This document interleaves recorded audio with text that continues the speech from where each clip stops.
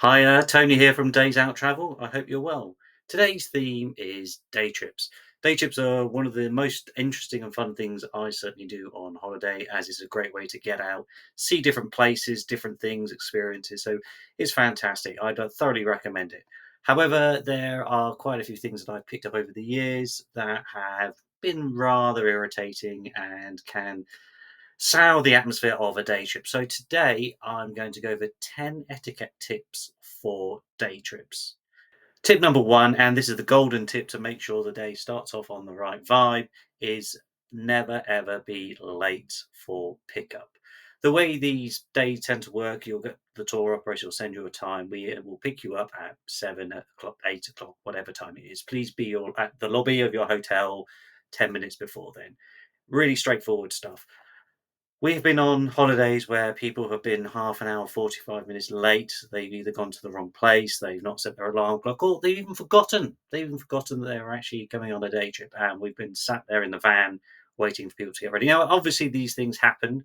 Alarm clocks can break and various things. But the issue is that people, first of all, the people on the van might be a bit annoyed that they're sat there. Secondly, that knock on delay, first of all, causes logistical problems, but also in terms of traffic, in terms of keeping things on schedule and everything, it knocks it out. So if you can, please try and be at the pickup point on time.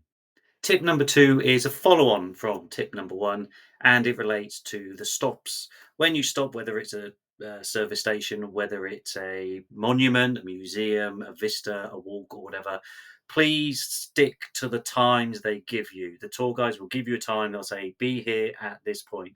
Usually, you might have half an hour or an hour to explore somewhere. That's great. Keep the time, don't wander off, get lost, or dawdle. Once again, we've been on day trips where people have just disappeared and there's been frantic calls to try and find them, and it causes more delays, more hassle, and everyone's sat around waiting for them. So keep the time, don't wander off, don't get lost. Make sure you actually stick pretty close to the region you're at, because if you do get lost, then it's going to be potentially a nightmare. And I know a lot of the tour guides won't obviously leave people in the middle of nowhere, and they have that duty of responsibility, so it can be a real pain in the backside. Tip number three is to pack plenty of water and snacks.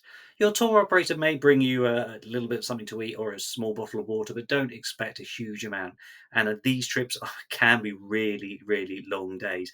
When we went to Las Vegas, it was like, I think it was 5:30 pickup to take us to Bryce Canyon and Zion National Park, or I think I talked about the one in Cancun when we went to La Colorados, which was 6.5 hour drive back. So it's painful. So if you are short of water or anything to eat, it can be quite an unpleasant experience. So take a nice big flask of water, maybe some nuts. Check if people have got nut allergy first, or some crisps, or some snack bars. But ensure you do have enough stuff to get you through, because you don't want to be caught short with any kind of food or thirst issues.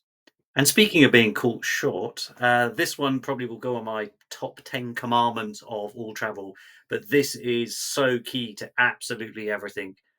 Go when you can. That is our catchphrase. That's a mantra. That is what we live by.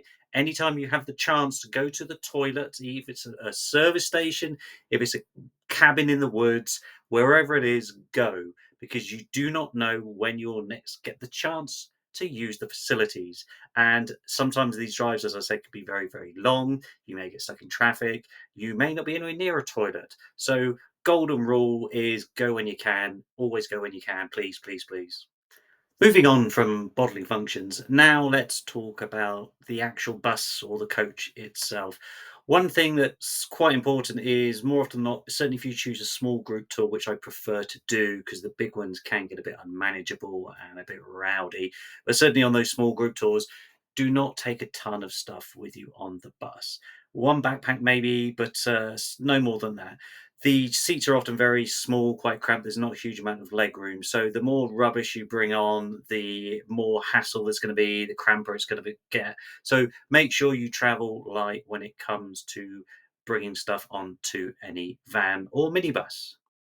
An additional etiquette point on the buses, which is to keep the same seats throughout the duration of the tour. This used to be more of an issue. I've not seen it so much in recent years, but people would just start sitting all over the place, changing seats, even if you had your bag or your belongings there, you left something, and they'd be sorry, I'm sat there. No, no, well, I said this. So yeah, just it's much easier logistical, certainly, especially on the smaller group tours, just to keep the same seats that you sat in when you first got on the bus. Right, so moving on to a few more things that may upset your fellow passengers. One of them is unpleasant smells. I said earlier about bringing snacks along, but sometimes people will come on with breakfast with some kind of like really smelly, stinky burger, some processed gloop from some chain restaurant or something, and it stinks the bus out.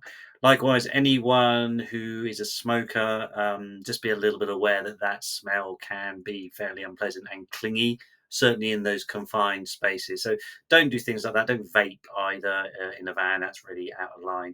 But yeah, just be a little bit considerate when it comes to anything a little bit pungent. So, in addition to unpleasant smells, there is also the noise issue. So, please don't be very loud, obnoxious, and noisy. This is especially a problem now with obviously mobile phones. We are increasingly seeing people on the trips who are just playing out music, like this chap who was on our trip back from Cancun.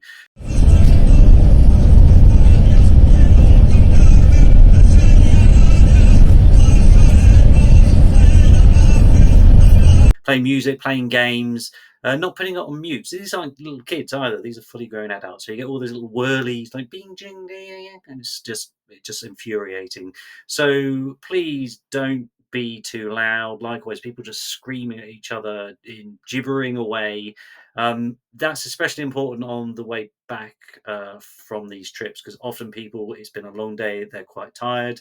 They do want to maybe have a nap, and they can't do that if there's noise pollution. Final 2 points are on the tour guides and the tour companies.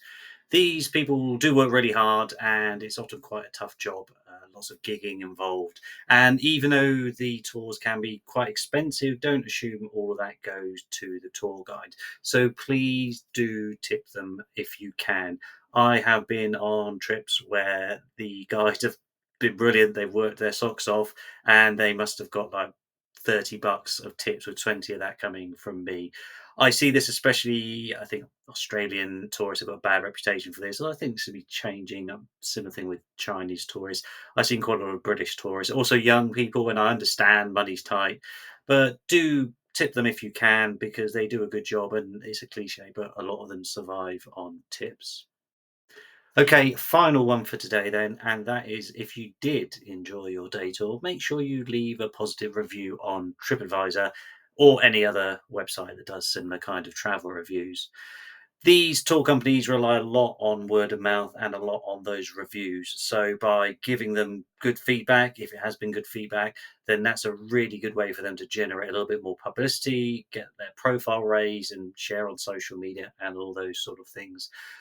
If the tour hasn't gone according to plan, be a little bit wary of going too over the top when it comes to criticism. First and foremost, reach out to the travel company first and try to clear up any facts or issues with them directly rather than just going straight to TripAdvisor and trashing them completely.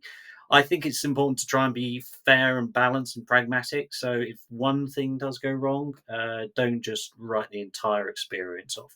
Try and be balanced. Try and give a fair sort of one. So even the trips I've not particularly liked, the Colorados one I mentioned in Cancun, I thought was a bit misleading. I thought the travel was just comical in terms of how long it took, and it was a bit of a shambles.